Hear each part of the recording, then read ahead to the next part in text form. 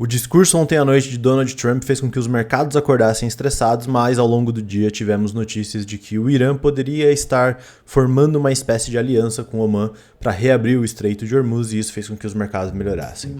Kevin aqui, pessoal, e vamos falar sobre tanto o discurso do Donald Trump ontem, que na verdade não tem muito o que falar, e sobre essa possível aliança do Irã com Omã para reabrir o Estreito e o que estaria condicionado a isso. Então, primeiro sobre o discurso do Trump, não tem nenhuma novidade ali, né? Eu acho que tinha 3 possibilidades, eu até citei isso dentro do nosso grupo, que haviam 3 possibilidades desse discurso. Uma era de uma possível escalada maior do conflito, então o Trump prepararia os americanos, prepararia os mercados para dizer que eles iriam escalar mais, eles precisariam ser mais agressivos ao longo dos próximos dias, e isso já ser uma preparação para o que viria a acontecer. Ou ele poderia desescalar, falar que eles estão indo embora, desistir de vez, sair de lá, falar que eles venceram e ir embora, ou ser um discurso que não traria nenhuma novidade, que meio que foi o que aconteceu. Foi um discurso sem muita novidade, ele falou as mesmas coisas, que os Estados Unidos está obliterando o Irã, que eles podem ir embora quando eles quiserem, que já está a vitória garantida.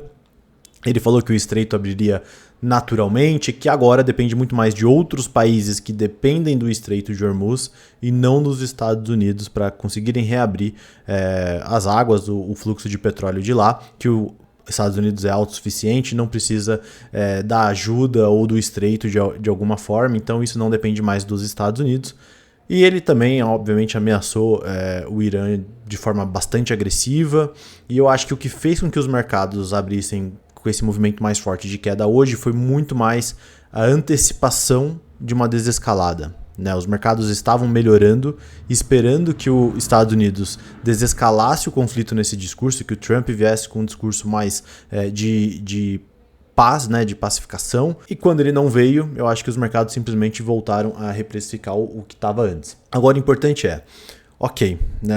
os mercados acordaram estressados, o discurso do Trump não foi muito bom, mas ao longo do dia vieram notícias de que o Irã estaria fazendo uma espécie de aliança ali com o Omã, discutindo termos para poder reabrir o estreito. Que tanto o Irã quanto o Omã seriam os dois países a colocar essa discussão do estreito em dia, porque obviamente, se a gente der uma olhada de um lado do estreito, você tem aqui o Irã, de um lado do estreito, e do outro lado você tem aqui Omã, esse pedacinho aqui também é Omã. Então, os dois países são os principais responsáveis aqui, são os que têm mais força para conseguir controlar o estreito, e o Irã estaria em algum tipo de conversa aqui com o Omã para conseguir controlar de alguma forma a passagem por esse estreito ao longo para sempre, mesmo em momentos de paz. O que estava sendo discutido é que mesmo em momentos de paz eu precisaria ter algum tipo de controle aqui para todos os navios que passam por esse estreito. E isso obviamente coloca uma pulga atrás da orelha dos mercados, porque a discussão é que possivelmente a abertura, a reabertura desse estreito estaria condicionada a uma cobrança, uma espécie de cobrança de pedágio, de que o Irã cobraria ali cerca de 1 a 2 milhões de dólares por navio que passar, ou até chegou a se discutir $1 por barril. Então, para cada barril de petróleo que passar pelo estreito, seria cobrado $1, que é um potencial bem grande de arrecadação, Passam aqui 20 milhões de barris por dia, dá 20 milhões de dólares, você joga isso aí, dá quase $500 milhão por mês de arrecadação que o Irã conseguiria ter, e a justificativa seria para reconstruir parte do que foi destruído por Israel e pelos Estados Unidos no Irã. Então essa cobrança de pedágio abre um precedente ruim, obviamente, um país cobrando pedágio por uma passagem em águas, abriria um precedente bem ruim aqui, colocaria os Estados Unidos numa posição ruim, seria ruim para a Europa e para a Ásia, que dependem do petróleo que passa por aqui, mas em geral eu tendo a achar que isso ainda assim seria positivo para os mercados. Os mercados seriam uma leitura positiva, porque $1 no preço do barril hoje não mudaria nada, o barril está $100, é 1% de taxa que seria cobrado aqui para cada barril que passasse. Se considerar que só passam 20% da oferta global de petróleo pelo estreito, a gente estaria falando de adicionar 20 centavos no barril de petróleo como um todo, se essa taxa de $1 de fato fosse cobrada. Então eu acho que isso é o de menos, eu acho que os mercados operariam até de uma forma com um viés positivo em relação a essa notícia, se não fosse o agravamento que a gente ainda está tendo do conflito. Então hoje o Trump postou na Truth Social essa ponte sendo destruída, uma ponte no Irã, e ele comentou, né, que a maior ponte do Irã caiu e nunca será usada novamente, né?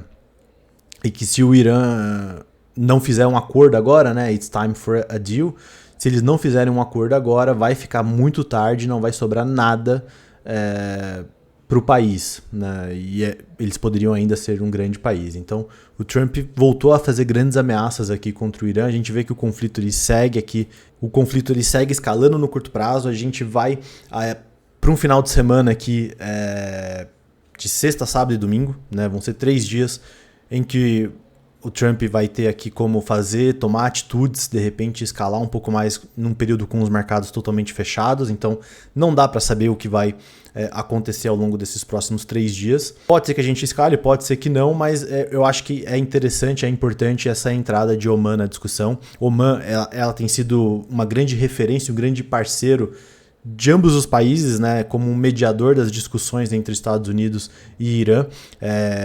O Oman funcionou como um grande mediador no passado, já durante o governo Biden, né, em conversas indiretas ali entre Estados Unidos e Irã. Para quem se lembra, teve um caso durante o governo Biden, onde o Irã tomou como prisioneiro alguns americanos e os Estados Unidos apreendeu ali um fundo, eram $6 bilhões de um fundo iraniano, de ativos iranianos que ficaram congelados por conta de um bloqueio dos Estados Unidos, que estavam em contas na Coreia do Sul. E Oman foi o grande mediador ali dessas conversas, eles que ajudaram a tanto desbloquear os ativos iranianos quanto a liberar os prisioneiros americanos. Então Oman tem participado ativamente como um parceiro desses dois países ao longo desses últimos anos. E ele entrar aqui para a conversa, mesmo que seja para cobrar um pedágio, eu acho que o mercado está tendo essa leitura positiva e deveria mesmo. Pode ser que volte a ter aqui alguma esperança de algum fluxo voltar a passar pelo Estreito de Hormuz, apesar que, né, mesmo que a gente tenha um fluxo voltando pelo Estreito de Hormuz, né, o preço do barril de petróleo vai permanecer mais alto ao longo do ano agora. Eu acho que o risco já está, né, o dano já está causado.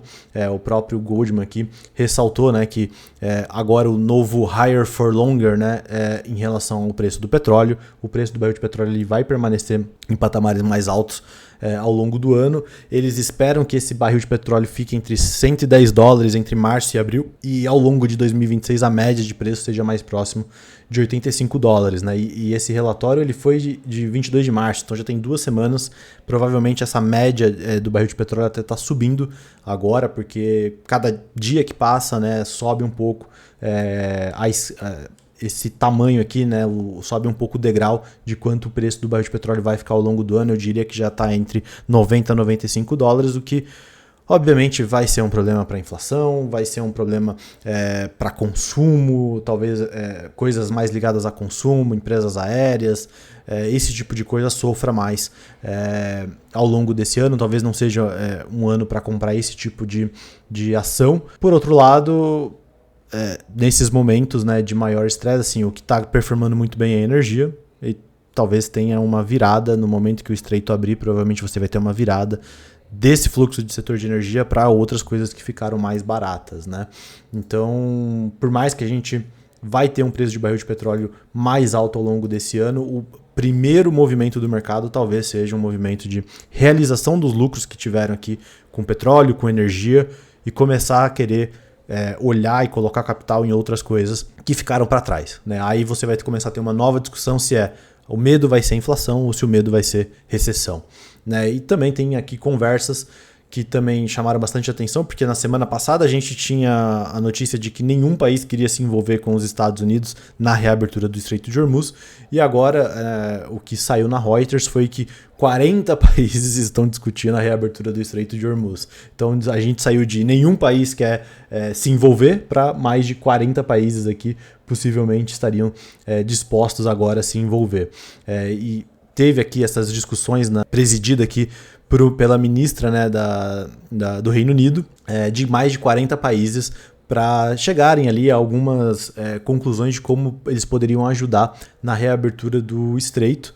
Né? Isso inclui França, Alemanha, Canadá, Emirados Árabes Unidos, Índia, uma série de países aqui que obviamente dependem do fluxo de petróleo que sai ali do Estreito de Hormuz. Eles estariam discutindo uma possível coalizão, né?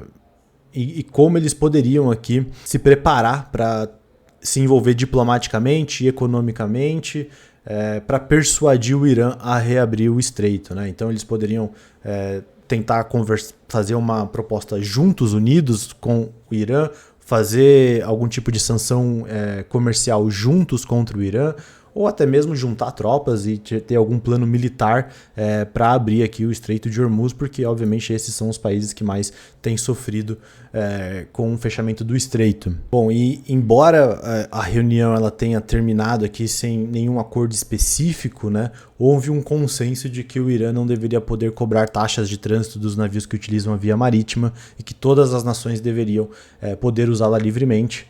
Né? Então, talvez esse plano do Irã de cobrar taxa não vai ser bem aceito aqui por mais desses 40 países que participaram dessa reunião. E a próxima etapa das conversas ocorrerá quando os planejadores militares se reunirem na semana que vem para discutir opções, incluindo possíveis operações de desminagem e o fornecimento de uma força de segurança para a navegação comercial. Tá, então é possível que você tenha aqui algum tipo de força militar da Europa, desses países unidos, para tentar de alguma forma reabrir o estreito, né? E aqui os países europeus inicialmente recusaram a exigência de Trump de enviar suas marinhas à região por receio de serem arrastados para o conflito, e eles acabaram, obviamente, sendo arrastados para o conflito de toda forma, porque de fato eles dependem muito disso, né? E aqui, né, o Trump ele também tinha falado que ele seria aqui uma fonte de ajuda para esses países que decidissem se envolver no conflito e na reabertura do estreito, né? E conversas também haviam começado sobre quais ativos militares poderiam ser disponibilizados. Precisaremos reunir um número suficiente de embarcações e ter capacidade de coordenação no ar, no mar, bem como a capacidade de compartilhar inteligência. O Trump disse também que, na quarta-feira, no discurso de ontem, que outros países que utilizam o Estreito de Hormuz deveriam reunir alguma coragem atrasada e simplesmente tomá-lo. Né? E tomem, protejam, usem para vocês mesmos. Né? Então, essas foram as palavras do Trump ontem no discurso dele. Mas aí você tem o presidente Macron aqui, né, da França, numa visita na Coreia do Sul, onde ele classificou essa tomada militar do Estreito de Hormuz como uma opção meio que irrealista. Tá? Que ele disse que ela levaria um tempo indefinido, né, para conseguir ser retomada e exporia todos os que se aventurassem pelo estreito aos riscos da costa dos guardiões da Revolução Iraniana, além dos mísseis balísticos. Né? Então, existe aqui um risco militar, obviamente, um risco dos países que decidirem se envolver, porque vai ser difícil e ainda isso não colocaria, ainda seria um tempo indeterminado até a gente conseguir, de fato, reabrir o Estreito de Hormuz. Vários desses países, o próprio o Emirados Árabes Unidos, ele já tinha comentado no New York Times algumas semanas atrás de que eles estavam interessados também em juntar forças militares para a reabertura do estreito. Né? Eles também são impactados por esse fechamento de uma forma diferente. Né? Eles são impactados porque eles vendem o barril de petróleo, não porque eles dependem do fornecimento dele. Mas você vê que está tendo uma coalizão aqui grande de vários países para a reabertura do estreito. Isso vai colocar muita pressão sobre o regime iraniano. E por mais que o Irã talvez esteja disposto a abrir o estreito cobrando alguma taxa, esses países não querem isso, mas no final talvez, né, se for esse o problema, vai se chegar a um acordo. A gente precisa ver o que vai acontecer aqui nos próximos. Acho que principalmente esse final de semana vai ser um final de semana bem importante para a gente ver o tamanho, se de fato vai ter uma escalada maior do conflito. Para quem se lembra, a última data de cessar fogo que os Estados Unidos deu e não cumpriu foi de 10 dias, que acabaria em 6 de abril. E a gente ainda está aqui, não se tem ainda uma data específica para o final do fim do conflito. E se a gente der uma olhada vamos dar uma olhada no Polymarket, quando que os mercados acreditam que poderia ser o fim do conflito. Aqui ele mostra a expectativa do mercado do Estreito de Hormuz voltar com tráfego normal até o final de abril e está só em 13% de chances. Então, realmente o mercado está dando pouquíssima probabilidade para o Estreito ser reaberto ainda esse mês, o que provavelmente jogaria o petróleo ainda mais para cima. Então, apesar do otimismo do mercado, hoje a gente vê que o cenário ainda segue muito difícil, muito complexo, e eu ainda não compro tanto essa melhora. Ok, por hoje é isso. Muito obrigado por assistir mais esse vídeo. Deixe seu like, se inscreva no canal. Veja o nosso último vídeo onde a gente fala da casa de análise BCA que deu CEL Brasil. É bem importante porque eu vi muita gente compartilhando uma outra análise de investidores estrangeiros que deram compra para o Brasil, e isso foi extremamente compartilhado nas redes, mas isso é pura viés de confirmação, né? Você quer compartilhar aquilo que conversa com o seu racional. É importante, mesmo que você não concorde com a BCA, eu mesmo discordei de vários dos pontos dele no vídeo, mas assista um vídeo aqui para não ter somente seu viés de confirmação junto da sua análise. Ok, é isso, muito obrigado por assistir mais esse vídeo e até a próxima.